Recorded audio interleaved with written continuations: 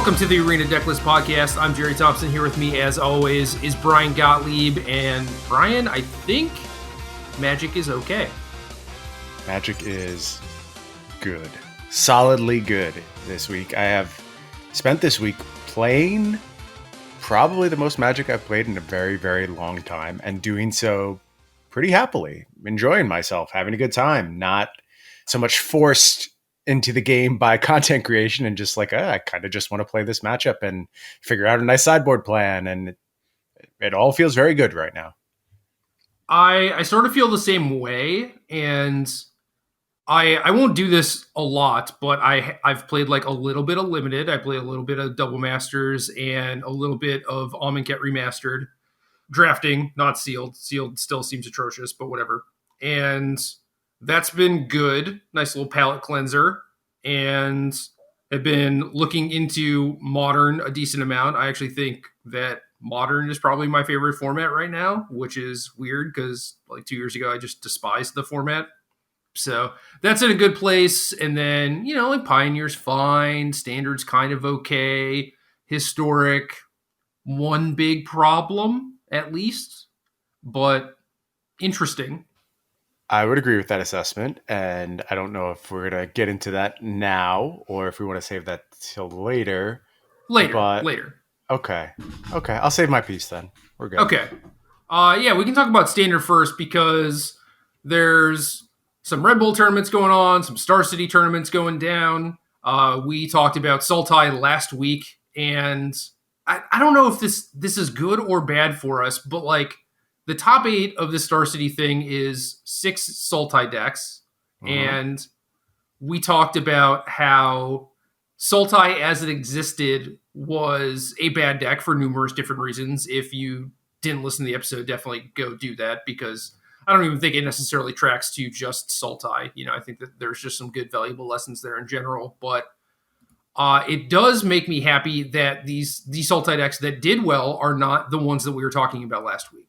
Yeah. If you watched the tournament, and I did because I covered it, it very much validated everything we were saying. I can't tell you how many games I saw where Casualties of War was irrelevant and people weren't leveraging Thought Erasure to any kind of benefit. And it was very clear the deck had no plan, wasn't snowballing games effectively, except the list that did very, very well, which were rebuilds. They were not the decks that we had seen in the weeks prior. And granted, there were some like old school looking Sultai decks floating around the top 8 as well. But the decks which ultimately dominated the tournament, the deck in the hands of the winner, Alexander Gordon Brown, and the second place deck played by Ishibashi were just not default Sultai builds whatsoever. And watching the games play out, I was very pleased with our episode because it just seemed like point after point, there was just a living, breathing example of exactly what we were talking about, how the old versions were flawed and how these new versions really stepped up and did something different. Well, both the first and second place decks have four copies of Thought Erasure. Yeah. So here's what's changed, though. The issue I had with Thought Erasure was that you would Thought Erasure and you take random spell, and then you had a bunch of reactive stuff like Casualties of War or Eliminates or whatever spot removal may be. And they'd play whatever their end game was, be it Uro or Hydroid Krasis or Nissa. And the Thought Erasure you played on turns 2, 3, and 4 were completely irrelevant because that card outclassed you. In the first and second place list, there is a very important element backing up those Thought Erasures. That's counter magic. And so now these threats, which have the capability of just snowballing a game on their own, are effectively answered. Now, granted, Hydroid Krasis still has some problems where it draws a bunch of cards, but keeping the body off the battlefield is a very big deal. And in fact, we saw that play come up a lot where it was just counter your Hydroid Krasis or even Ether Gust your Hydroid Krasis. And that mattered enough to let the snowball happen in the opposite direction, because the advantage exchange there is not denial of a threat. It's denial of a threat at positive mana. So all these decks were effectively using Thought Erasures to set up turns where they could present something like an uncontested Nissa or Nissa with negate backup. And there was an actual game plan being executed via these Thought Erasures. The best illustration I can give you of this, if you have time, it's worth watching this match. Go watch, I think it's round 3. and it's Alexander Gordon Brown, who eventually goes on to win the tournament, against Ari Lax.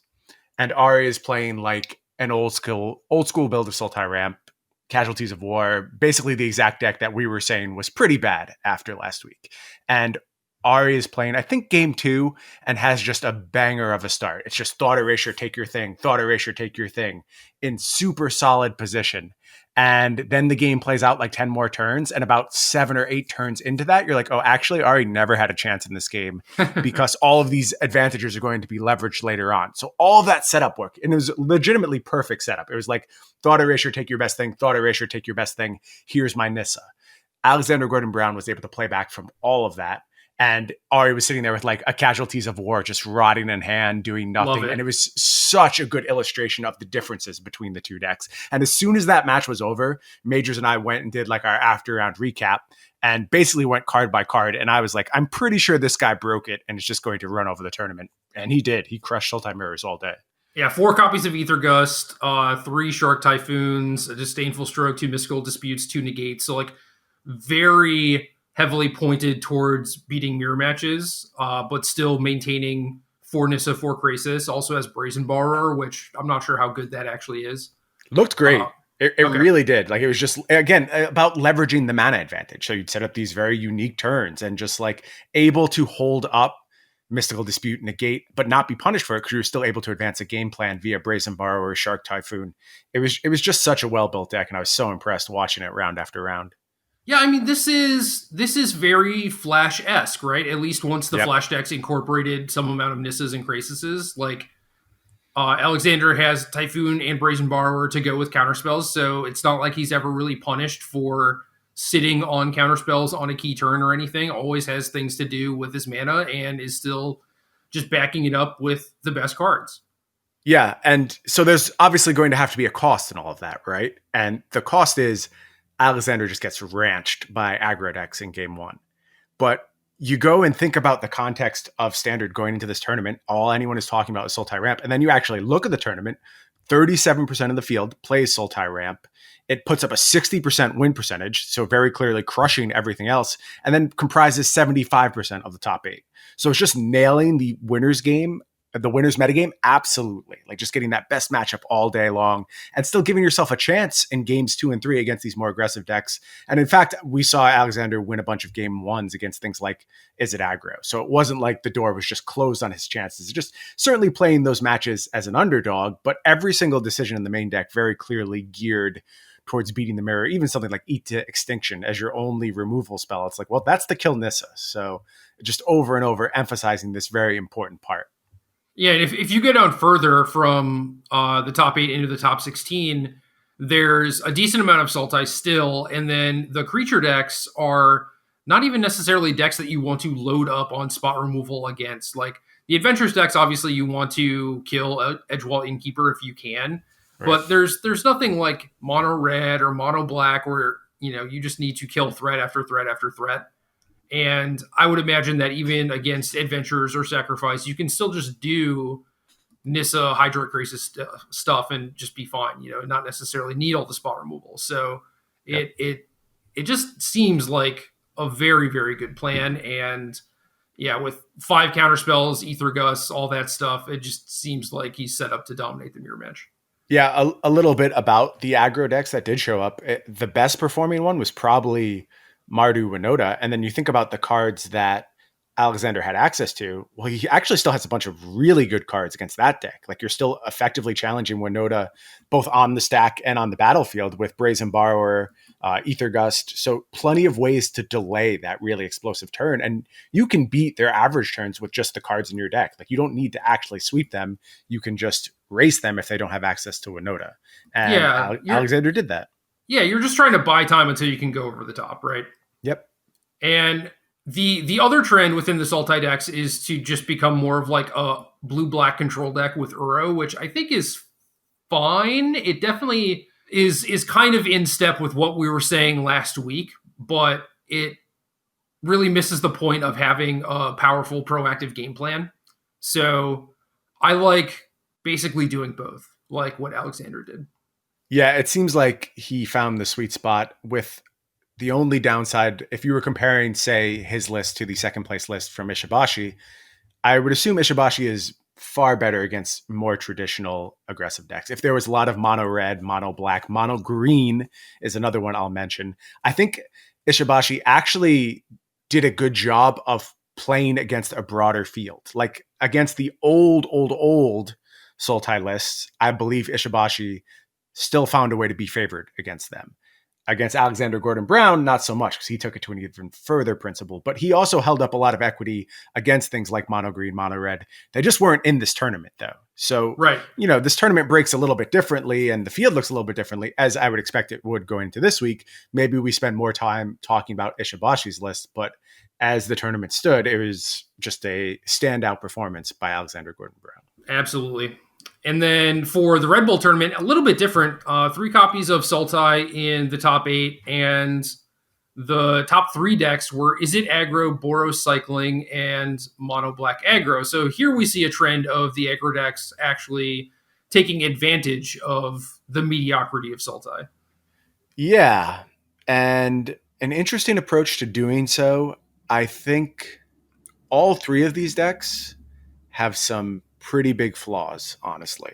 And I don't know that any of them can actually step up and claim a huge percentage of the metagame. But in scenarios where nobody whatsoever is prepared for them, and the Sultai ramp decks are getting more and more inbred to account for other Sultai decks, they steal a tournament every now and then. And I think that's what we saw. Although Izzet Aggro's performance probably bears some more discussion, because not only is it the winner here, it placed a member into the top 8 of the Star City tournament. There was some very nice returns for win percentages across these 2 tournaments for the Izzet Aggro decks across very, very small representation and sample sizes. So I think people are very interested in our opinion of Izzet Aggro if we see it as a potential challenger to Sultai Ramp, if this was just a flash in the pan. Where do you stand on this deck? Well, when this deck was kind of coming up, I made the point that they were kind of hedging a little bit too much. They're like playing some aggressive elements, but also trying to play longer games. And I didn't think that trying to play longer games was really beneficial with a deck like this. And the winning deck list from the Red Bull tournament goes so far as to include Riddle Form and Samut Sprint, 4 unsummons, and really lean into that aggressiveness, which I really like. I agree. And the top 8 list from the Star City did the same thing. It was a Riddle Form Samut Sprint setup, maybe even more aggressive than this build, giving up on things like Spectral Sailor and the Royal Scions. So I agree with you that they started to find their role. And the role is, we don't have quite the aggression of Mono Red, but we do have that Ether Gust on a key turn. When you go to slam that Nissa, we have just that one hurdle you have to go through, or we have the unsummon for your Hydrate Graces. We can continue to push damage, and that's going to be good enough in a lot of instances. And watching the games play out, I think that was occasionally true, but I can't shake the feeling of this being a regression to the way we used to play Magic. And what I mean by that is we kind of put some lands in our deck and we hoped we drew them in a reasonable distribution with our spells, and a bunch of games we're going to lose, but that's just the way Magic goes, and we accept it and we write it off to variance. Well, now you just get to play 28 lands in Uro, and you don't ever have to go through that because your catch-up mechanisms are so good that you get to participate in every game. So one of the things I remarked when I was writing about this deck was, if I am consenting to this, I guess gamble is how I would term it. If I am consenting to the old school mana gamble that is inherent in the game of Magic, then I have to ask my deck, give me some return for that. I want some clear positioning edge that I can point to where I say, yes, this is worth it, because this deck just can't account for any of the things I'm doing. I don't think that's true with Izzet Aggro. I think Sultai has completely reasonable game plans against you. Even if you want to tell me you're favored, I won't fight the point. I don't know if I buy it, but if you are, you're favored by small margins. This is not a slam dunk matchup in Izzet Aggro's favor. I saw it play out too many times, and I know it's close. And I think maybe, again, there was a point where against the old Sultai lists that were like tons of spot removal, yeah, it seems awesome to be able to board into 4 miscasts in post-board games, and then you just kill them on mana efficiency, and they never answer any of your threats. That's a real plan. but I don't think that is what the Sultai decks are going to be about anymore. I think they're going to be more about the snowball, and the mana curves are going to get a little lower. Things like Brazen Borrower, Shark Typhoon are solid plans against you. Right. And that's what I was going to say too, is like these lists actually look like they would be very good at exploiting last week's Sultai. Right. And they think that, yeah, exactly. I think there's a way to exploit this week's Sultai, certainly, because they're light on removal, have more stack interaction, stuff like that. And there's probably a good way to beat them. Maybe not with Izzet, but with any other like traditional aggro deck, I assume that you would have a good time. Yeah. So Cedric Phillips was very upset that after we did our review of Standard last week, we had almost no mention of mono green aggro. So Cedric, I will now make it up to you by saying this seems like an incredible week for mono green aggro and probably a very strong choice going into this weekend's tournaments. And I mean, it has been a good choice for him, right? Like he's just crushing the top of the ladder. Right, but that's like Cedric stuff. Like he just takes a bunch of stupid creatures and then wins games most people won't win, and that's what he does in every format. So it's like when, Sandy Dog or Aaron Barish win with mono red. You're like, yeah, that's what they do. We're used to that. So Cedric winning with dumb creatures, not surprised. But I think he's actually right this time and has a really good choice on his hands. Well, this is broken clock, right? Because 2 weeks ago his deck wouldn't have been good. And now he's like, well, I've been telling y'all for 2 weeks that this deck is good. And it's like, well, yeah, it finally is now, but. Right. Give him his win. He worked hard for it. He's been grinding out those games on the top of the ladder. I don't think he's claimed that number one spot yet, though. So it's tough. You gotta put in a ton of volume, and he's a busy lot dude. Of games. Yeah, for sure. I should also mention that Willie Adel is basically the Cedric Phillips of Magic Online. Mm-hmm. Yeah, crushed a challenge event with mono green as well, and actually that challenge was lousy with mono green, just 4 copies in the top 8, and that's kind of against the old Sultai decks. So I mean, maybe there is something there. People are reporting some really strong numbers against Sultai. Keyword big is fairly relevant, right? One other thing is that Whirlwind Denial was in the sideboard of the Red Bull Izzet deck, and I don't necessarily like it there, but I do feel like that is an underplayed card at the moment just because of Crisis. Yeah, I think in the mirror actually is where I'd be much fonder of that card, because as converted mana costs creep up, there's more and more space for a 3 mana counterspell to be just as impactful as a 2 mana counterspell. Negate was a all-star this weekend. It feels like you might be able to get away with some Whirlwind Denial. It really depends how people are going to shift, and you have to read the field and understand if you can afford to go down that 3 mana route, or if they're going to try and challenge you in the early game now, because Sultai could do that too. It could move towards a more aggressive focused build. So we'll have to see where they fall on the spectrum coming into this weekend. Yeah, I mean, there's things like Thought Erasure that let you know that your opponent has it. There are things like Mystical Dispute that make 3 mana counterspells, or just like clunky counterspells in general, a little awkward. So maybe you have to like back it up with your own Mystical Disputes.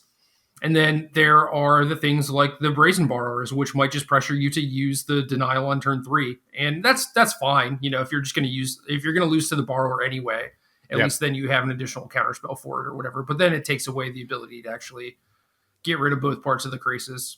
So I'll say this: if you're playing like an SCG or a Red Bull tournament and you're playing with open deck lists, put 1 in your sideboard. I am positive it's worth playing 1 to at least give your opponent that fear where they might have to play a Whirlwind Denial in a certain spot.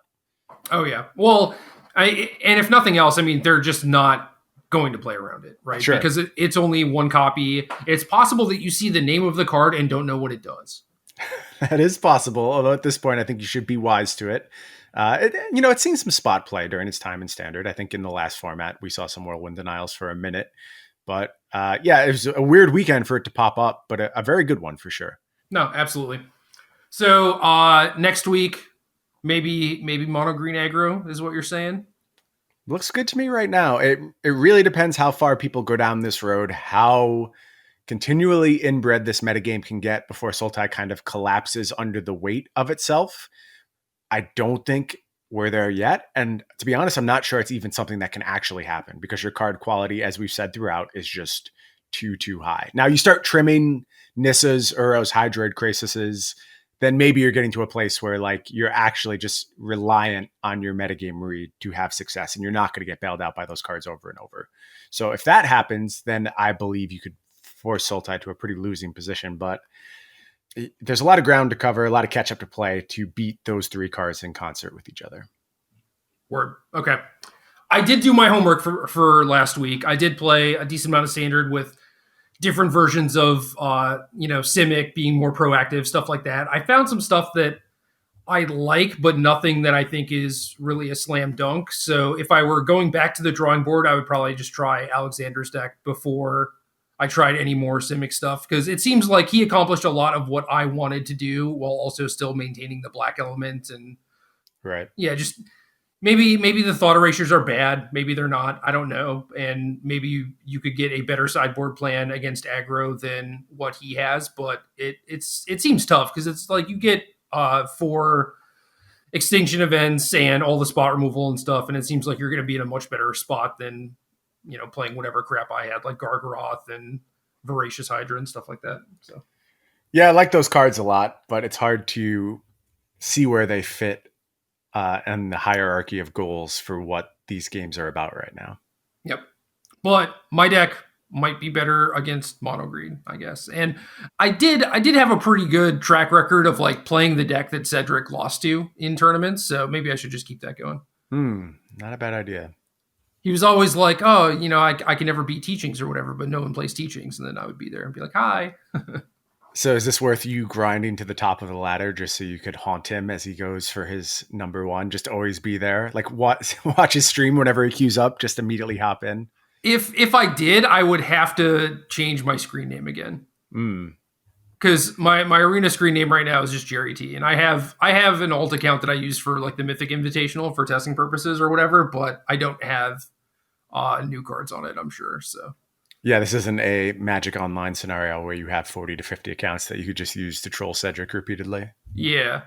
It would be interesting if it was just me just like chilling and like Q sniping him, but I think it would be better if it just builds this mystery where he loses to the same person like 5 times in a row and he's just like, what is going on? Who is this person? Like I want that to kind of drive him. Yeah, I like this. Yeah. So good plan. A lot of setup for what is ultimately a practical joke, but the best jokes often involve the hardest road to go down. Yeah, I don't have time for that, but just know, Cedric, that I could do it if I wanted to. I like that style of calling your shot. You just tell me, I could if I wanted to. And I hope that he just like loses to a person 3 times in a row or something, and he just starts thinking it's me. Yeah. Put the fear in him. Just best of both worlds. Nice. Anyway, historic. We have Amonkhet Remastered. Fairly impactful set overall, especially since they took some very deep liberties and just added cards to the set at random, it seems like. It feels like we cheated to squeeze an impactful set out of this one. Well, there was still like some good stuff, and you get a good limited format out of it. And obviously there are a bunch of bangers among the rares, but there's still like, Censor, and I guess a Braid is a fake card, but like, that card does things. There's the desert stuff that impact the feel of the dead decks, because you give these decks more lands with different names and more lands that do things. Like Scavenger Grounds, I think, is a pretty big one, where it's like, oh, okay, like now this deck has access to this, and like you don't have to necessarily play Bajuka Bog or whatever. I think that those things are impactful, but certainly the rares and the mythics and the stuff that just got added on top of what was actually an Amonkhet are the most impactful. Yeah, you put together a nice little list of the most impactful stuff you found. Do you want to start our discussion there? Pact of Negation. It's hard to say what this actually does because there's not like Gristlebrand type stuff yet, at least. But it's bad news. Thoughtseize, that's a huge one. And I guess the rationale is like, well, if we're moving towards Pioneer, we need to get these cards in here somehow. And they were part of the Masterpiece series. So like adding those two is fine, right? But like Collecting Company, how did that get in there? I don't know. I don't know what the qualifier was there. I guess I'm happy with it. I'm enjoying Historic a lot. We'll talk more about that when we get to talking about the decks, and Collected Company has been a part of that. So I don't know how we got to this point where that's what we needed to add, but I guess good call. Wasn't Collected Company largely deemed a mistake and something that should not have happened. And now it's just like, oh, this is a classic part of Magic and this is what we want Historic to be about. Like, when did that narrative change? I think it was a mistake in the standard context and has been a actual boon everywhere else because of what it incentivizes. Like, standard was only about that one thing, like battlefields and creature-based combat. So obviously you should be playing Collected Company when that's the only thing you can conceivably do in that format. When the formats are broad and there's all these different goals, be it, you know, traditional combo or control, I think it's an important tool to incentivize you to just be like, I play a bunch of dumb creatures, because otherwise that's just not a realistic plan. Like, you can't do things like that anymore. And this enables, you know, 30 creature strategies and makes you look pretty smart for playing them.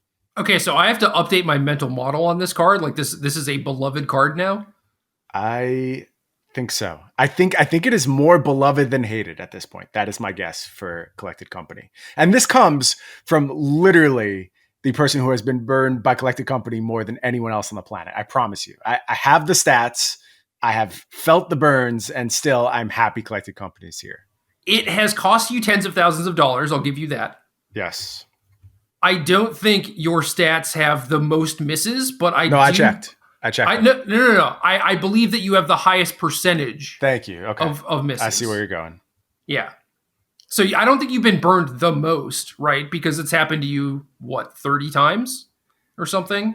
Maybe more. Yeah, you know I'm not big on those gameplay numbers, but the percentage of times it has betrayed me is the highest. Yes. Dude, I've seen that Pro Tour coverage. I've seen you play local tournaments with like Banned Spirits when that came out in Modern, and you just put like a Mausoleum Wanderer off it and nothing else. And 4 mana flash Mausoleum Wanderer, beat that. I've seen it, and I don't think I've ever seen you hit. Certainly not 2-3 mana creatures. That's just never happened. So I have said that I am very blessed in a lot of aspects of my life, and if the one thing that is going to eternally curse me is poor Collected Company luck, I am willing to accept that.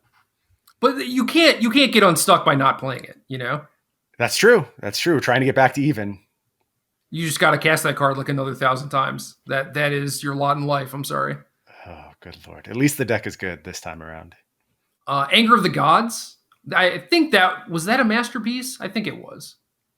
No, I don't think so. Also just made up. Okay. I don't know. Okay. That's a bad road for me to go down and try and claiming that I know all the masterpieces that were in Amonkhet. I certainly can't do that. So maybe it was. Who knows?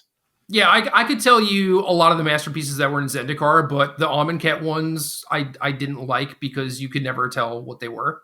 Yeah, they were just arbitrarily chosen. And then when you finally saw them, you still didn't know what card it was. Yeah, that's basically what I'm talking about. So it's like I didn't go too deep down that rabbit hole of like, you know, I really want to acquire this one, or even trying to figure out like which ones of them were in the set or whatever. So there was a moment where the Amonkhet Invocations inspired me to try and put together the most like incomprehensible legacy deck I could possibly get. Like just weird variants that people aren't accustomed to seeing, just to prove how far afield we had gone with variants. And then this was like 4 years ago, before just every card had 50 variants. So now I wouldn't even know where to begin with that goal. Well, I saw the Secret Lair Void Slime, and I'm just like, oh no, this is going to be bad. Like these cards just look fake, and I know that someone is going to cast them against me in probably not the near future, but the future, hopefully. And I'm just going to be like, where'd this come from? Right. Here's my thing about the Secret Lair stuff. I wrote this I did a fact or fiction over on Star City this week. I read it. I voted for you, and you were winning. Thank you for that vote. I take that very seriously. And everyone knows we only get paid if we win the fact or fiction. So it's a huge gamble every time you write. But I'm hoping to get paid this time. It's true. But my point was, you and I actually talked a little bit about this. I've been watching a lot of documentaries lately. And one of the documentaries I watched was about comic books back in the era when I was really into comic books, which was the 90s. Hold on. Documentary? Documentary. Not documentary? I don't know. Is there a difference? Wait, what are you saying? Documentary. You see the difference? Yeah, I use a different vowel sound. Well, which one's right? I don't know. I thought mine was right, but I could be wrong. Anyway, you were watching some stuff about like Image and the the secret origin of comics by the dude who created Walking Dead, right? Yeah. And check out the one on Wonder Woman if you don't know that story. Oh my god. That's an interesting one. I did not I know any of that. I did not know any of that either, and it blew my mind. Like I had to text you, and because you got me started on that path, Right. so I texted you, and I'm just like, "Whoa, what is this?" Like I could have never guessed this, right? And then you're just like, "Oh, I haven't even seen it yet." I'm just like, "Damn it, I want to talk about this." Yeah, I caught it and it was wild, and I won't spoil it. Everyone I recommend check out. It's The Secret History of Comics by Robert Kirkman, and I just found them on YouTube, pretty readily available. I don't know if that's legal or not, but whatever. That's not what we're here for. Anyway, checking all this stuff, lots of documentaries, as Gerry says, and thinking about my old hobbies, which were comic books and sports card collecting. And both of these hobbies had a period in the 90s where they like discovered the variant printing, and they went so hard into it. Just every pack of baseball cards was loaded with all these different variants you could get. And comic books had these ultra collectible rare first editions, and every single book relaunched with a new #1 issue. And it really, really generated a lot of hype, and people bought tons and tons of these things, both as speculators and people who appreciated, the upgraded quality of these variant editions. And they would talk about how much worth these things were going to have in the future, and they'd stockpile them and buy hundreds of them. And then the industries both crumbled because there was no actual demand, and there were so many of these things around. Like the ones that are always held out are like X-Men #1 and Spider-Man #1, which just sold millions and millions of copies, just absolutely obliterated previous comic book records because people were stockpiling them and speculating. And both of these industries were almost destroyed by this obsession with variant printing because they went so far down this road. And then people lost interest and nobody wanted these things anymore. And you just got to see some similarities. Like I'm not trying to forecast the doom of Magic because that feels like a different issue. Like we have a game, and the game is important, and these things will always have value as game pieces. But there's a lot of variants right now, like so many of them. Yeah, there's too many. I feel the same as you. Like I was around in comics until like the late 90s, early 2000s, and my sports card stuff basically ended in like the early 90s, right before all the variant stuff started taking off. But I remember that, man. I remember like, like foils came out, or like alternate art type of stuff for the sports card industry. And because like when I got into it, there were like 4 or 5 companies that were making sets, and then it just kind of like boomed from there. And there were, instead of like 1 set per year, Topps would just release like 5 or something. Yeah. And it's just like all basically the same stuff. And then for comic books, yeah, I remember like the variant covers and the foil issues, just like the premium stuff. And I bought into it not necessarily as a speculator, but as a person who was like, oh, this is cool, but I was also aware of the fact that, like Spider-Man #1 was like thousands of dollars or whatever. And it's just like, oh, okay, like maybe this will be worth something at some point. And I quickly realized that was not going to be the case. And when I moved away from home the first time, and I'm like estranged from my family, as soon as I leave, like I just don't talk to them anymore. Like I had to leave light and everything. And one of the things that got left behind was my comic book collection, basically. And at first I was like, yeah, there's probably like thousands of dollars worth of stuff. And it's like, no, like everything was just like, they'd give you pennies per issue. It was toilet paper. So yeah, I ended up donating all my comic books a few years ago. Like I checked with a comic book shop, just like, is there anything here? They're like, well, we could give you some amount of money, but it's not substantial. And I was just like, just donate it and let people enjoy them. Because they were all born of that era where there's just complete overproduction. And again, I feel bad bringing it up in the Magic context because I do see some differences here, but there's so many things that track in the same way. Like you just try and think about new cards that are produced right now. How many different versions of X card are there? And there's so many. Like just bring up a checklist of all the printings of, I don't know, something stupid like Charming prints. There's regular printing, full art foil, full art, the pre-release version. There's probably some weirdo like I don't know. Like, I know I bought a bunch of foil Lotus Fields, and I thought I was just getting M20 foils, but there was like a Planeswalker pack foil as well. And I don't Yeah. know. I can't even track it anymore. I really can't. So the good thing with Magic though is that I kind of speak from experience in this is like you don't really quit Magic, right? Like even if you try or you take a break or whatever, something eventually brings you back. And I think that over time, the amount of people who consider themselves Magic players is just going to go up and up. And as long as people are not taking extended breaks and are being current, there's always reason for you to play Commander or play Standard once a year or whatever. Then I think that there's going to be demand for a lot of this stuff. And I don't know, this tracks more for like Commander staples than like Standard staples, right? Yeah. But there's just so many Commander staples out there, and there are a lot of cards that are going to be Commander staples with new printings and things like that. Like the older cards only get better with more game pieces, right? Yeah, things like doubling season, like there's all there you can't print enough copies really to satiate demand. I mean, I sure if you put it like as a rare in a standard set every 3 years or something like that, I'll do it. But there's also a lot of doubling seasons too. So it's tough to keep up. It is. It is. And there's also a bright spot to all this variant printing too, is that if you just want game pieces, you're probably paying less for those game pieces now than you have at most points in Magic's history. And with the exception of like stuff you're talking about, like things that are out of print or, just insane demand cards, everything else is much, much, much cheaper at this point. Yeah, so I'm less worried about it for Magic. I do think that the bigger danger to me is that it's annoying rather than like is going to completely collapse a market. But also, it seems like they're on still an upward trajectory, not a downward one. So it's probably going to get worse before it gets better, regardless. But just not being able to recognize things by the art is the thing that upsets me the most. It's a challenge. I mean, that's usually what I rely on when I'm playing games of Magic, just very quick scans of the art. So I get that.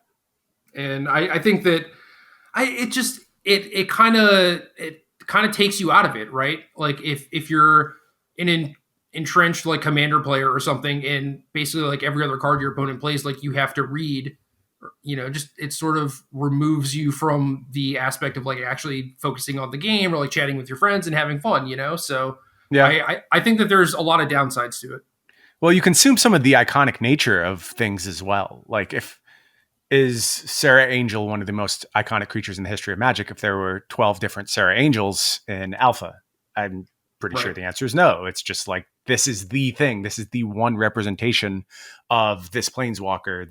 It's like, I think Jace the Mind Sculptor is a good example of that. Like Jace the Mind Sculptor still feels very iconic to me. It's one of the newer cards that has taken on that iconic status. Is something like, I guess, like Teferi Time Raveler going to take on that same iconic status? No, I don't think so. And some of it is based in the variant printing. Some of it is just like, a lot of people hate that card, but still, like, the next big thing is going to have a lot of versions of it. And you wonder if that affects its long-term staying power as part of the zeitgeist of the Magic community. Yeah, and part of the problem with that too is that there's like Teferi, Hero of Dominaria, and Teferi Time Raveler, where their normal art printings do kind of look similar. Similar, yeah, that's true. It's mostly just Teferi in the same costume, just chilling there. So that's kind of weird too. Yeah, it's a weird situation, a weird problem, and miles off of where we started this discussion. So I guess I have derailed us far enough at this point, and we can go back to our listing of the fine cards of Amonkhet. So was Anger of the Gods a masterpiece? Who knows? I don't know. Nobody Prove knows. it to me. Tell me it wasn't. I'll never believe you. Wrath of God, another card that was a masterpiece and is a slight upgrade to Shadow the Sky, which we already had. You cannot regenerate from this, which is cool, but there's also literally no creatures that regenerate on Arena. Actual right zero. Yeah. Literal zero. It's if you do a search for regenerate, it's Wrath of God and Shatterstorm, and nothing that actually regenerates. So that's a weird one. Weird but cool. Cards that were actually in Amonkhet that are kind of bangers and that do affect the format are Soulscar Mage, Gideon of the Trials, and Our Promise. Our Promise being the big one because we still have Field of the Dead for some reason. Yeah, I think that is a temporary problem. I don't think that's a long-term issue we're going to be dealing with. I don't know. Sam Black wrote an article about how he liked that Field was legal. Right, but I also feel like I saw a tweet or something from Sam today that, or maybe it was like the what we would play article over on Star City that was like just play these cards until you can't play them anymore. So those two goals seem kind of against each other. And I guess if you were to ask me, do I want Field to be legal right now? I would say yes, because I am playing it and I'm not losing at all, and I'm enjoying my games a lot. So I'm happy it's there. But do I think everyone should have to play against it until the end of time? Almost certainly not. I think they need to get a little bit more creative with better answers. So certainly one of the problems is that Explore was in Jumpstart because Explore adds an absurd amount of consistency to the deck. In theory, you're supposed to be able to do aggro things because this ramp deck is just doing nothing until they have, 7 lands on the battlefield, or maybe they take a turn off to like cast a Languish or Wrath of God or something. But it just doesn't seem like you can really get there faster with a traditional aggro deck. So the aggro decks need to do things like make a giant unblockable flyer or whatever with Thora's deck, or combo kill you with goblins and these collected company decks. And it doesn't seem like traditional aggro is playable because the zombies come online too early thanks to all the consistency from the acceleration. And before, the numbers of like Arboreal Grazer would dramatically shift depending on how quickly you needed to activate Field of the Dead. Right. And now it's just like, just don't even touch that card. You don't need to. Don't need it for 1 second. I've played a bunch against Mono Red and I'm not sure I've lost yet. And it's just because you always are accelerating. You have multiple sweepers that are very good against them, and that deals with their first rush. And then they can't mount any kind of offense beyond that. And your life gain options is one of your ramp options, which is a pretty insane place to be. Thank you, Uro. Appreciate that. But more importantly, I think just the sideboard plans are really good too against Mono Red. You just get way smaller, and then you have a bunch of 5s that pretty much win you the game on the spot with not only Hour of Promise, but I have 2 Elder Gargaroth, which is just incredible against them. And I think it's better than Thragtusk. I do have a Thragtusk in my sideboard right now, just because there are situations where I want one more sticky threat against control, and Thragtusk is better at that than Gargaroth. But I think if you gave me a choice against Mono Red, I'd be inclined to just play Max Gargaroth, because that card is so hard for them to deal with. Yeah, and there's also just a lot of good options against them. I mean, if you're playing white, you have Timely Reinforcements, you have Thragtusk, like you noted. I mean, the format has Rampaging Ferocidon, so that kind of stops that stuff a little bit, but not really. I mean, you just get to a point where you're like, oh, I guess I should Ether Gust this before I try and gain 5 life, and it's just not really a big deal. Yeah, Ether Gust, Heartless Act, even Blast Zone, of which I have 2 copies in my main deck right now because I think it's such a powerful tool for these decks. You have plenty of ways to answer Ferocidon, and it feels like a road bump at this point. It's not going to actually stop your plan. I mean, I do think it is probably the most important card from the Mono Red side, because if you don't have it, you have legitimately no chance. But with that card, you do steal some games for sure.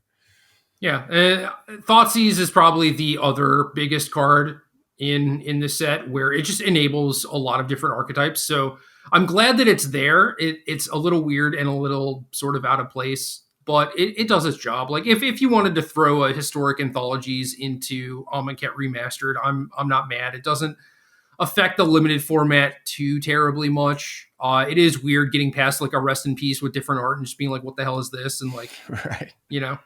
But it is what it is. Yeah, I think Thoughtseize is a really positive addition to the format. When I played the Historic Open a few weeks ago, my biggest takeaway afterwards was just like, my lord, does this format need Thoughtseize? Because it was just like, play your stuff, hope it's good enough, see which side is better. Usually it's the side that went first. And that was the extent of the format. And now it feels like, I mean, Thoughtseize is a weird card where I think in a lot of instances it's creating the illusion of agency, even where that agency may not completely exist. But that's still a net positive. Like, you want to feel like you had influence over the game, and making those Thoughtseize decisions, I think, are both a interesting mode of interacting with a game of Magic, and one that can take away from some of the feel bads in a format. Well, to that point, I'm pretty sure I know the answer to this, but I want to ask you anyway, just to illustrate something. Like there, there is a weird sort of agency involved in counterplay against Thoughtseize. So, not knowing specifics about your current Field of the Dead deck, I'm going to assume that you have over 30 lands, probably 32. Yep. And you talked about being lower to the ground against mono red. And I assume you do this against Thoughtseize too. But like, how many lands do you side out against each of those matchups?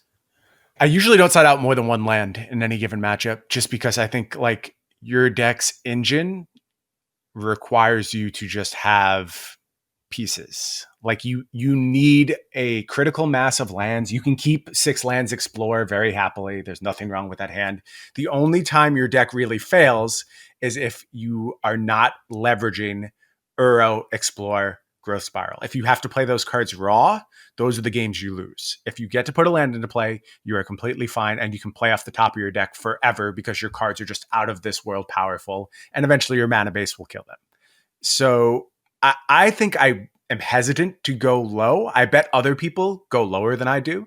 But for my money, I think it's just too critical to stay at that threshold of around 30 to 32 lands. Okay.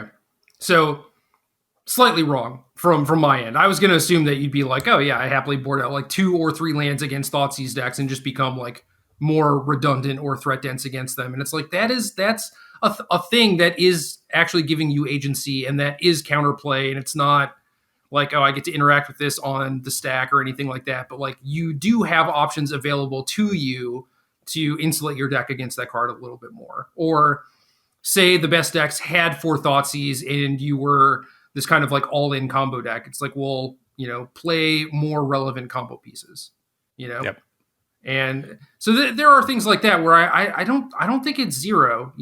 I agree that maybe the illusion of agency is more prevalent than actual agency itself, but there are still things. And I don't know, maybe this is part of the illusion, right? Is like me tricking myself into thinking that I have agency.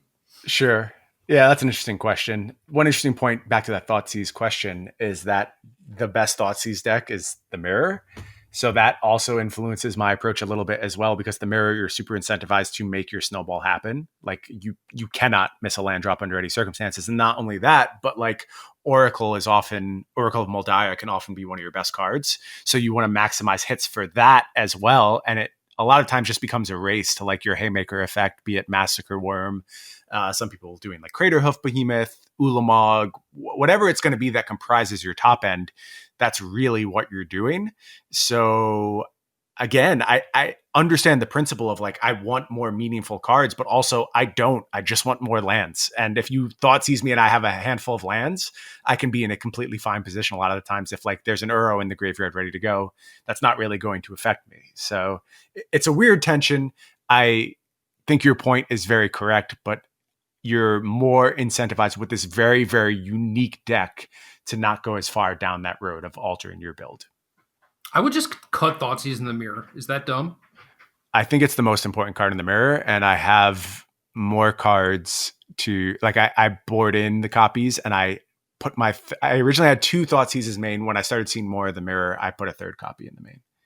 Taking the Hour of Promise is a big deal. Sure. And there's also a bunch of games. I mean, going back to the point we're mentioning, it's like you'll see a bunch of hands where it's 6 lands and an Explorer. And it's like, okay, I'm going to take this Explorer and let's see what happens off the top. And then there's also a bunch of weird things that come up late where you're trying to really insulate yourself from Massacre Worm if they have it.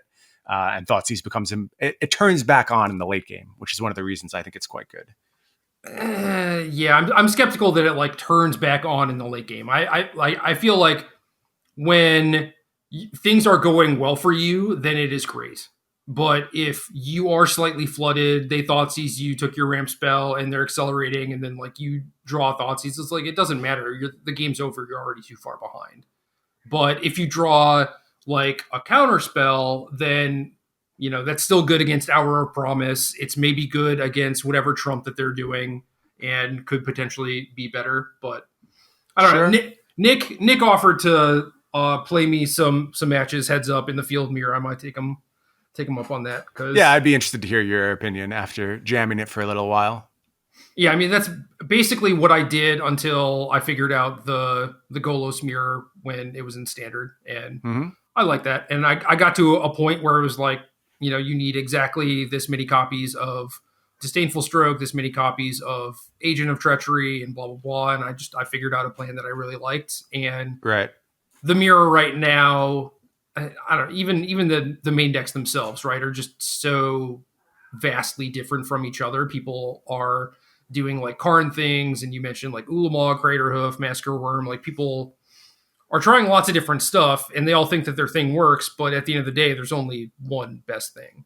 Right. Yeah, still searching for that for sure. And also, like the Thoughtseize approach could be very dependent on how I'm allocating those sideboard slots, right? Like if I had other game plans I could shift into, like I'm not cutting good cards in the matchup, that's for sure, to get Thoughtseizes in there. Right. So it's like if I'm taking out this many bad cards and, playing these over reactive things like Extinction Event or Languish, then I'm totally fine with it. If there were other better options that I was supposed to be leaning into in my sideboard construction, I would hear that argument as well. Yeah, I mean, the format's also wide open, right? So it's not like you have infinite space to devote to just the mirrors, even though it's probably the most important matchup. Like, you still have to beat a wide variety of other decks. So, yeah. Anyway, as far as the rest of Amonkhet Remastered, it's kind of funny how quickly things change, where the Scarab God sucks again. Hazoret, I think people have mostly found to be pretty poor. Like Hazoret compared to Experimental Frenzy is just not even really close. And then Sphinx's Revelation is another card that snuck into the set, and people are putting it in some of their Hour of Promise decks, and it doesn't hold up. None of these cards hold up. Yeah, I got excited about the idea of a Bant build, and you're thinking about it, and you're like, well, Wrath of God is better than Languish. That is true. What I'm not as sure about is whether Wrath of God is actually better than Extinction Event. And I think the answer is no. And once I don't want to play white for the sweeper, then it's really hard to talk myself into, I need Sphinx's Revelation to be my end game in my Field of the Dead deck, because like I'm not playing Hydroid Krasis right now. So if I really needed that effect, you would think I would be playing Hydroid Krasis in my current deck. Right. It's just like you just play Uro, and you don't need much more than that. You don't need to have a purposeful velocity card, I guess, where you're like, you need to restock. You just get to always have that in conjunction with your ramp card. And that's part of the reason why these strategies have become so consistent and so powerful. Okay. So you're mostly playing like a Hellbent version, it sounds like.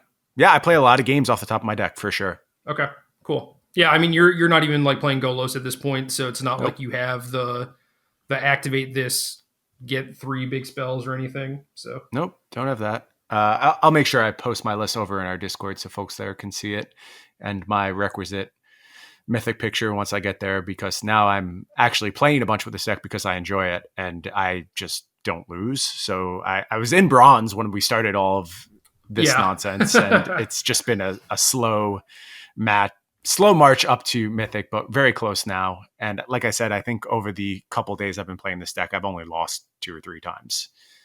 Really feels like the top thing in the format. I've climbed a little bit just playing here and there. Not sure where I am exactly, but yeah, I don't know. I got like 10 days, right? I could make a little grind effort. Yeah, the grind is one of those things where I'm never going to be like, oh, time to grind, I have to do this. But when I get into a zone where I'm just having fun, then I go, okay, I'm close enough where I will set this goal and complete it. But it really just has to be a format that's speaking to me before I commit to actually marching all the way to Mythic. And then once I'm there, I'm like, okay, now I guess I'm priced in to try and be in the top 1,200. And that's how that whole slippery slope starts. But I assume we'll be doing that over the next few days. Yeah. So, I don't know. I feel like playing Field of the Dead right now is relatively akin to smurfing, and I kind of enjoy smurfing. Yeah. I agree with that assessment. So yeah, I could beat up on some kids for a few days. That sounds reasonable. Yeah, the only matchup I really fear at this point is the mirror, because I just think my plans against all the other decks are really good. But I do think there's a bunch of other good decks out there. It's just they need to think a little bit more about their field plans. I think they are relying on some pretty narrow approaches, and they're just not realistic. Like if one more person casts an Alpine Moon against me, you deserve to have your wild cards back. I cannot tell you a card that matters less than Alpine Moon. Oh, that's awesome. So yeah, I wanted to get into like kind of a tier list, and in case you hadn't picked up on it, S tier is Sultai Field. This is the only effective like tier 1 deck in the field. You could make the case for Bant or some more ludicrous 4-color versions or whatever, but I think Sultai is likely the best. And Thoughtseize is a card that I don't necessarily like in the archetype, but I like it in the format. And decks that were previously good that I would now put in like the tier 2, tier 3 camp are like Goblins, Auras, Mono Blue Tempo. And I think that the reason those decks all falter now is because of Thoughtseize. I agree with you. They've all lost a bunch. They have key pieces that they're often relying on. And I also think the presence of Extinction Event in the format has oddly changed things, and maybe just like more languishes too. Like that's a fine card against those decks, but more sweepers, even Wrath of God, I'll give points to as well. There's better ways to deal with all those approaches.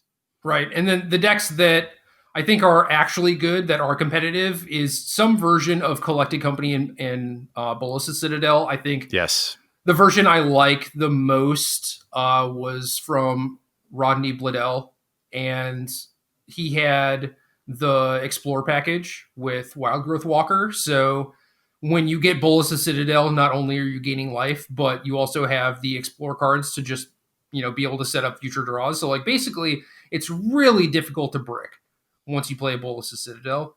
And then the kill condition is Woe Strider and a couple copies of Blood Artist. So eventually you'll kill your opponent, but you mostly just put your entire deck on the battlefield. Yeah, I like that approach where your life total matters a lot. That makes a ton of sense. What I've seen from these decks is that they don't really have a hard time finding a way to win the game if they have Bolas' Citadel. That's usually enough, and things have to go kind of wrong for them not to be able to get there.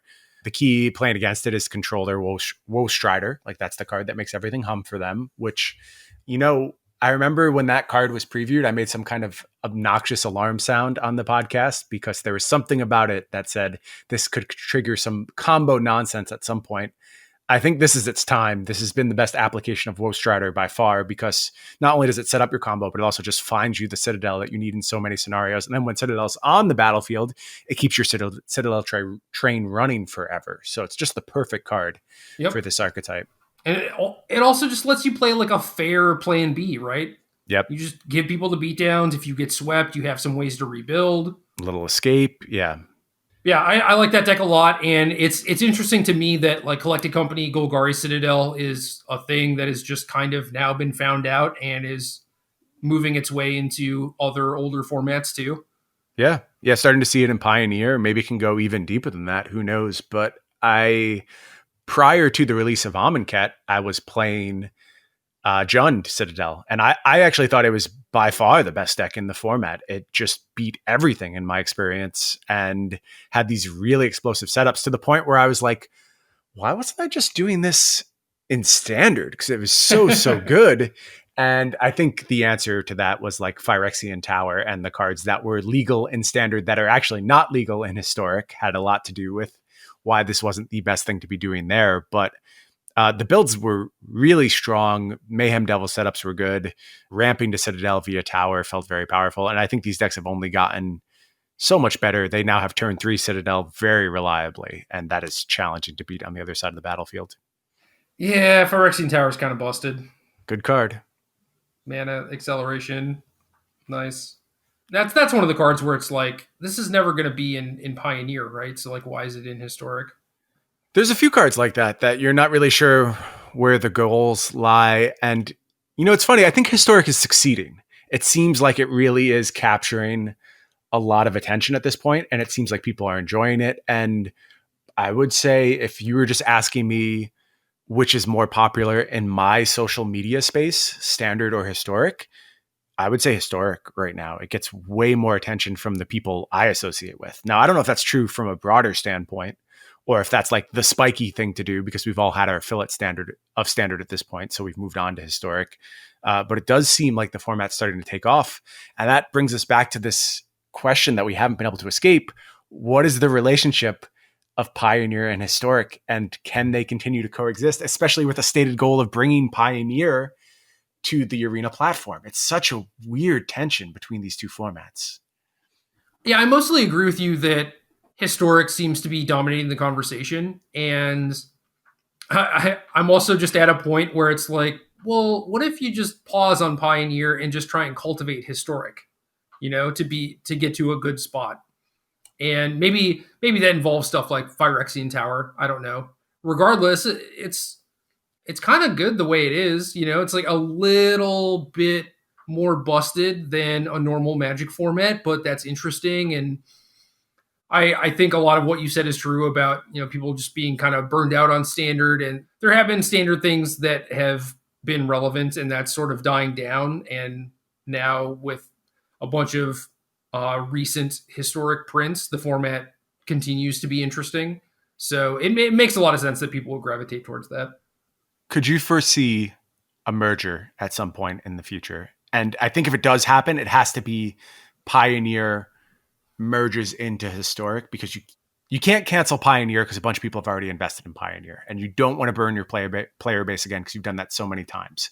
So if there is a merger, then it has to be an expansion of the Pioneer format to encapsulate everything that's in Historic. Do you think that's a reasonable approach? I think so. I think it's weird because then you have to do the Historic anthologies in real life. Right. But maybe that's fine. The other thing that's really interesting is, what does that do to the price of Jumpstart cards? Because they kind of become critical at that point. Yeah. And I don't know. I mean, it's weird. It's a really weird scenario. And I think Wizards kind of painted themselves into a corner by virtue of success, maybe unintended success that they didn't really see coming, and now has to find some way forward. The clearest way forward to me is that the two formats have to merge at some point. You hold them separate until it makes sense to do so, basically until Historic has filled out to the point where it's encapsulating most of Pioneer. But I think there has to be some plan long term. All right, here is the most likely thing that I think is going to happen. And I could be very, very wrong on this. I would imagine that Pioneer is supposed to stay the same because it is very clear when you say like this format is these sets and up, right? Mm-hmm. And I don't think you want to say it's these sets and up. We're still calling it Pioneer, but also the Historic anthologies are legal and Jumpstart is, that's just nonsense, right? Very confusing. So I think what happens is Pioneer eventually gets to be on Arena, and then Historic becomes like the modern or legacy of Arena. Okay. I guess the timing works out for that, where if it takes time, then this is going to stretch over a bunch of years anyway, and then the disparities will be a little bit larger. So yeah, I mean, you gotta imagine that they're going to print more anthologies, more Jumpstart type things, more weirdness in the remastered sets, and the card pool in Historic is going to get further and further away from Pioneer. And then at that point, you can look into doing things like, Historic doesn't have Oko band. Maybe that's a bad example, but stuff like that, where it just is legacy, and like this is the high powered format that you get to play on Arena. And I think I'd be fine with that. But like overall, that makes the most sense to me. Sure. I guess too, if we use our principle that we use here on the podcast when we're trying to understand why something is the way it is, there's one thing that we always urge ourselves and our listeners to think about, and that's money. And if you look at the back catalog of Magic as basically this limitless thing that you can tap into anytime you want on Arena and make a bunch of money without a bunch of production costs and, creating a whole new set out of thin air and all that entails, you just get to go back and say, oh, this set's remastered now. And you put an extra few $1 million into your coffers because a bunch of people buy packs on Arena. That seems like a really good plan long term, and you should just go back forever until you're out of Magic cards to go back through. Right. And then at that point, you can basically just do whatever you want. I mean, like, it's kind of what they're doing, not recently. Like, this goes back to like Modern Masters or whatever, where it's just like you just start remastering from outside of blocks, right? And just do the master sets. And that's kind of awkward for Arena, right? Because, like, presumably at some point you own these cards, and then you don't want to have the temple thing happen where it's like, well, I already own these in Right. 2020 and now I own them in 2021 or whatever. It's like that doesn't really do anything for me. So Well, it's I don't want to have the temple thing happen, but it's very clear that Wizards doesn't care if the temple thing happens because that's something they could easily stop, and they're just not. So, I mean, yeah. I would agree with you. It looks bad, but they've also written off that PR hit already and been like, yeah, this is what we do, and this is the policy, and it would be very easy to put a stop to that. Oh, maybe it needs to happen a few more times before the outrage is enough that they're like, okay, it's worth actually expending bandwidth to deal with this. Well, that's possible. Last thing I want to note about Historic is just the interaction between Gideon of the Trials and Pact of Negation. Michael Majors put out a Platinum Angel deck with that interaction, which I think it looks strong. You know, I think it probably falls short of like beating Field of the Dead and stuff like that. You said that you ran into a buddy of yours playing Gideon Pact in Azorius Control, and again, Field of the Dead problems, but still a powerful combination. One to keep an eye on.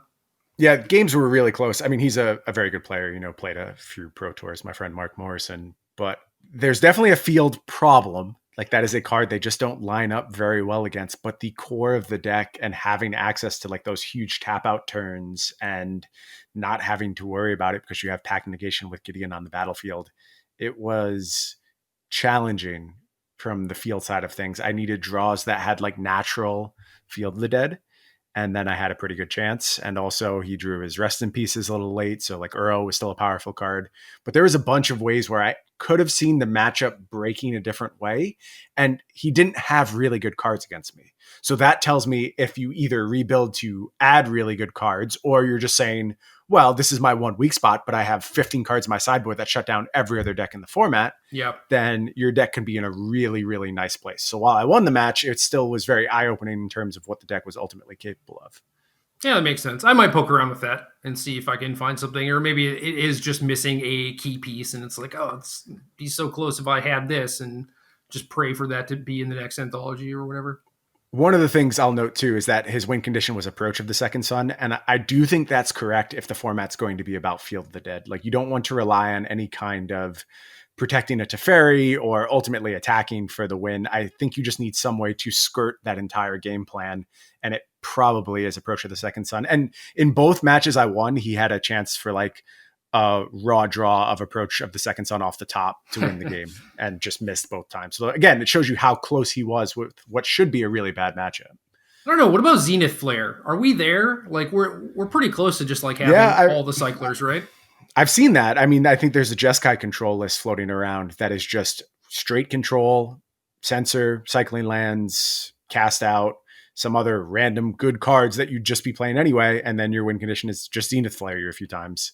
And maybe that's a cleaner package. But then maybe you can't play Gideon Pact, or maybe Gideon Pact gets better because your deck gets so condensed. I don't know. Not sure, but the fact that these are options worth exploring in a format that is defined by a very strong top end is cool. Like it shows cool. There's enough power there. Yeah, we've just had so many cards dropped into this format that I don't think people have had nearly enough time to explore them. I agree. And I'm actually really looking forward to the first big event surrounding Historic. We have a Players Tour event coming up, or maybe it's the Invitational that is Historic based. It'll be real interesting to see what folks come up with for that tournament. Definitely. So homework for everyone, go watch round 3 of that SCG, play some with Alexander's Sultai deck, stop playing bad decks in Historic. That would be my recommendation for homework. Yeah, that is a good recommendation. All right, what do we have for questions? Question this week comes from Ninja the Nick. Ninja the Nick is a very avid brewer, always posting fresh lists, very unique lists, and that ties in nicely to this question. Ninja the Nick wants to know, the best feeling I get is winning with a deck of my own creation. I'm also a competitive person, and I'm torn between wanting to win at all costs and win my way. Can you relate, and how do you balance these tensions? I'm going to take this first, Gerry, because I think this is something that I really had to deal with over the last, honestly, decade of my quasi-competitive Magic career. Is I was very much in the same boat as Ninja the Nick. I wanted to always win my way and felt that even if I was giving up some edge in terms of deck quality, I could get it back between knowing my plans really well or surprise value and things like that. The conclusion I have come to over the past probably 3 or 4 years, really since I've been working with you, is that I tell myself I like to win that way better. The reality is I mostly just like to win. And I think I was using the desire to win a certain way as a method of masking my own insecurities about not always winning. Like it was this safety blanket I was able to carry with me. Like I didn't play the best deck. So, well, I tried this. It didn't really work out, but that's not a knock on me because at least I'm not just playing the best deck. And this doesn't necessarily apply to you, Nick, but this is my personal relationship with this same question. Is I think I was using it a lot as cover. And over the past 2 or 3 years, I've kept my eye on things like what could we possibly do? How can we find edges in the format? But I'm a lot more realistic with how often you're actually going to succeed at that. And I think it's fine to continue to put in the effort and try and find these off the wall takes as long as you are in your back pocket ready to pick up the best deck in the format. And that's now my thing. Go get your reps in with the best deck, be ready to pick that up at a moment's notice, understand it, be ready to play it. It also helps you when you're building your own deck because you understand how that deck works better. Mess around with your own stuff. If you're honestly not coming up ahead of the field, then you go back to the best deck and you just rely on your play skill. I can also relate. The thing that I will say is the most important, the most vital here for sure is self-awareness. And I don't know, Nick, you're telling me that the best feeling you get is winning with your own deck, but also that you're torn between wanting to win and wanting to win that way, which leads me to believe that it's not the best feeling that you get, probably. I don't know. Like I've been following Nick for a decent amount of time, and I've seen probably hundreds of his deck lists, and they're all, slightly off the wall, definitely stuff that I wouldn't think of. Like it's very clear that Nick has a gift for this, right? And I think if you want to cultivate a following based on that, and that's like important to you maybe, or if you want other people to win with your decks, then like keep going down that path. But realistically, you should just pursue whatever it is that makes you happy or gets you the most enjoyment out of the game. And it can be both, right? It can just be like, all right, this big tournament's coming up. I want to win, full stop. Or I'm just messing around on ladder or whatever, and I want to see if I can brew or I want to see if I can break it and just do that. I mean, like they can change, right? And just be aware of what it is that you're chasing in that moment and just try and do it that way. But I also think that you're at a point that is further along than I was when like I was doing similar things where I would always justify it as like, this is the thing that gives me the best chance to win. Like this is the best deck or whatever.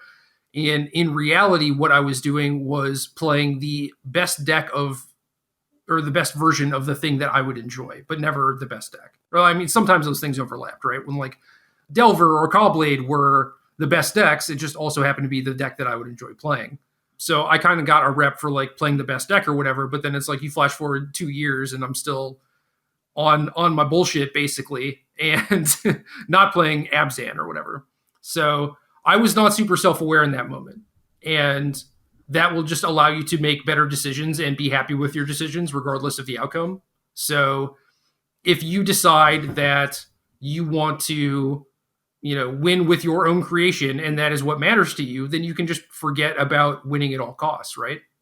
But, like I said, there's a time and a place for both. And I think if you're just cognizant of that and like what you're actually working on and the reasons why, then I think that that's going to help you. But Nick, I think your default mode is to just brew, and I think that is awesome. But if you want to win in some certain event, you want to qualify or whatever, like just put that away and do what Bryan did, basically just like, start working on the top tier and go from there. Because with your skill set, you're also going to be able to find ways to innovate on the top tier, like it's not you don't have to give up everything, right? But I would also try and keep it in line. Like don't do weird things with your Field of the Dead deck because you're you. Do it because you know that it's right.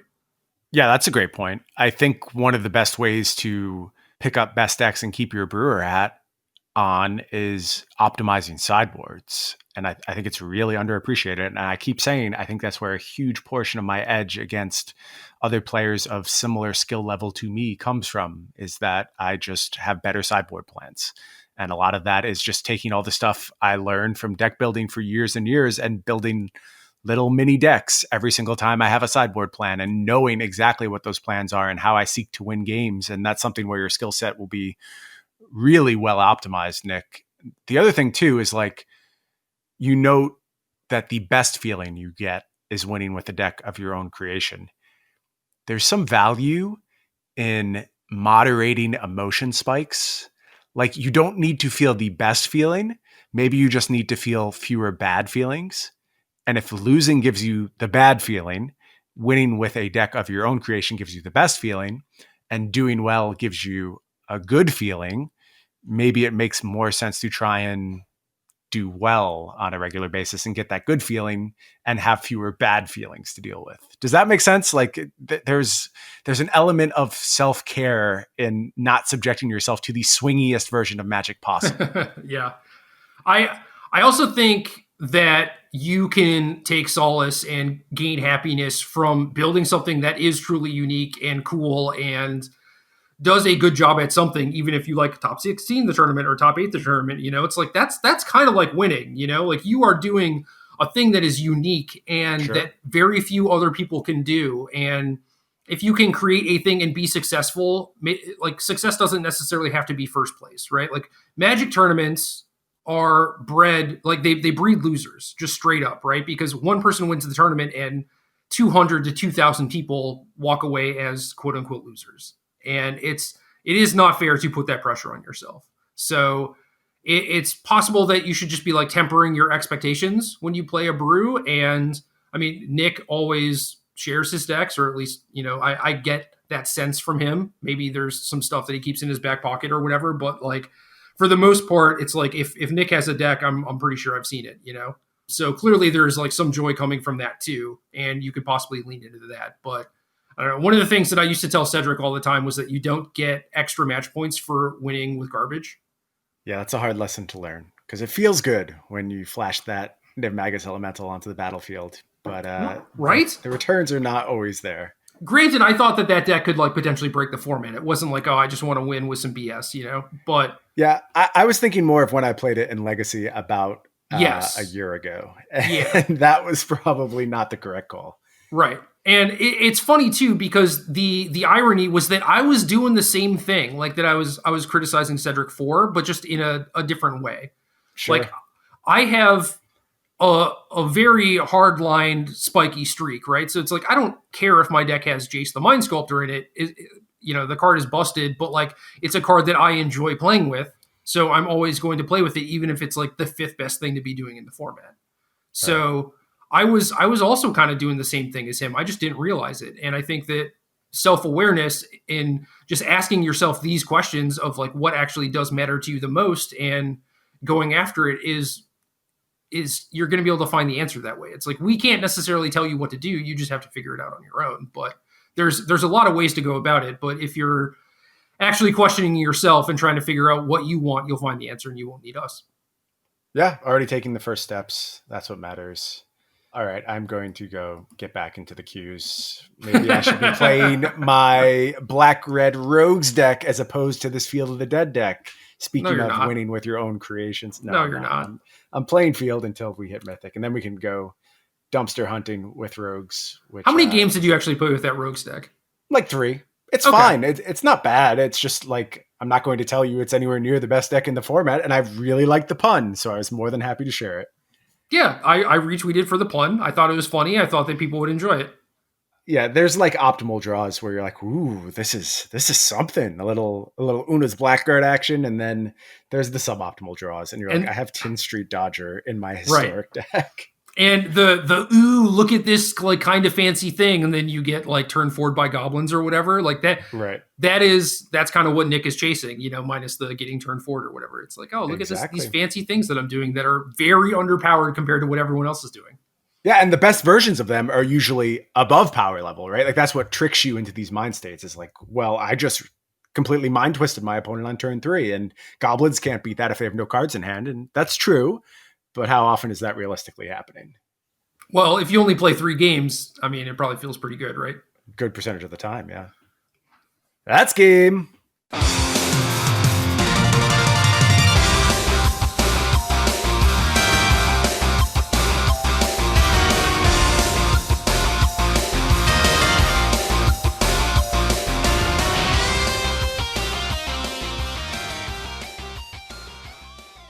Good luck.